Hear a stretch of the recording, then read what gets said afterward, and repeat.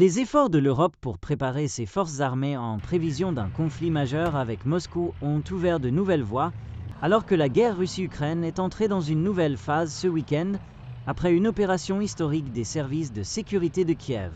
Dimanche, l'Ukraine a mené une attaque sans précédent, au cours de laquelle une nuée de drones kamikazes a détruit des dizaines d'avions militaires dans 4 bases aériennes distinctes à travers la Russie.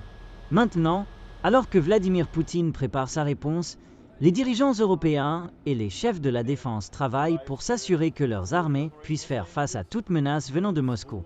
Le Premier ministre britannique, Keir Starmer, a déclaré lundi qu'il rendrait la Grande-Bretagne prête pour la guerre et s'est engagé à construire de nouveaux sous-marins nucléaires, des usines de munitions, etc.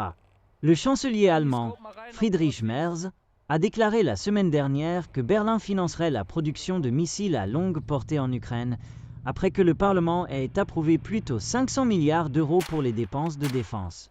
Mais nulle part cet effort de réarmement n'est plus visible que sur l'île suédoise de Gotland, une destination touristique de 1600 km² dans la mer Baltique, qui subit une transformation rapide en un point militaire clé de l'OTAN.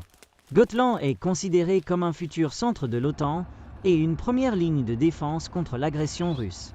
L'importance de la position de Gotland, en fait, est difficile à surestimer. Elle se trouve à seulement 190 km des États baltes d'Estonie, de Lettonie et de Lituanie, tous membres de l'OTAN, et à 230 km de l'enclave militarisée de Kaliningrad, en Russie.